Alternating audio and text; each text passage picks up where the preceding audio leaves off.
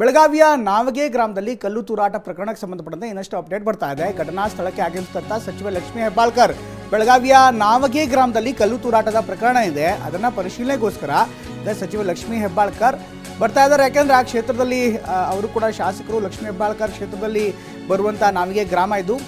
ಮಾರುತಿ ಹುರ್ಕಲ್ಡಿ ಎಂಬುವರ ಮನೆ ಮೇಲೆ ಎಂಬುವರ ಮನೆಗೆ ಸಚಿವ ಭೇಟಿ ಕೊಟ್ಟಿದ್ದಾರೆ.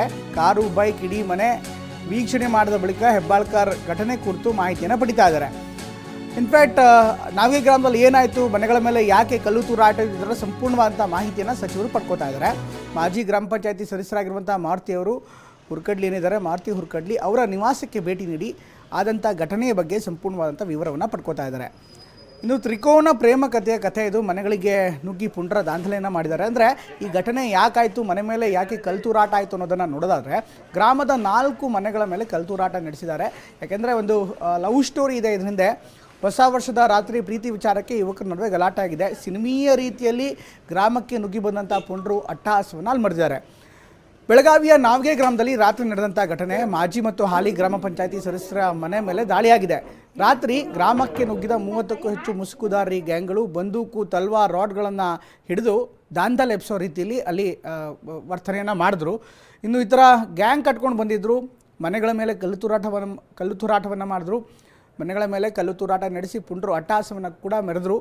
ಮನೆ ಮುಂದೆ ನಿಲ್ಲಿಸಿದಂಥ 3 ಕಾರು ಮತ್ತು 6 ಬೈಕ್ಗಳನ್ನು ಜಖಂ ಮಾಡಿದ್ದಾರೆ.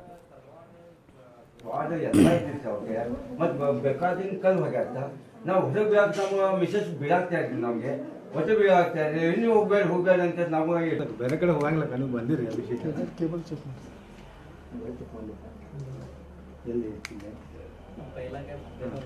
काही नाही हो, अजिबात नाही. ते परवाची काय झालं तुमच्या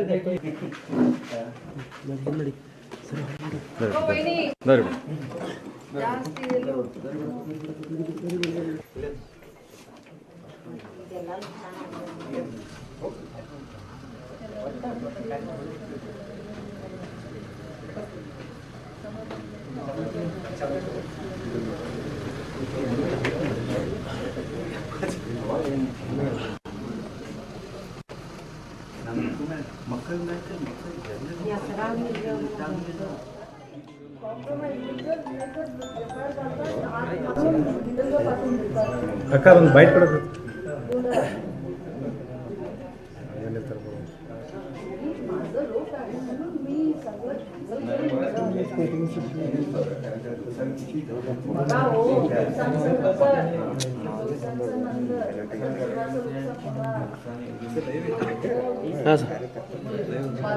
ಸರ್ ಮೇಡಮ್ ಅವ್ರದ್ದು ಲೈವ್ ಬೈಟ್ ಬರ್ತೀನಿ ನೋಡಿ ಸರ್. फ्री तुम्ही सांगा कसं करायचं. काँग्रेस मधला नुकसानाची थोडी झाली.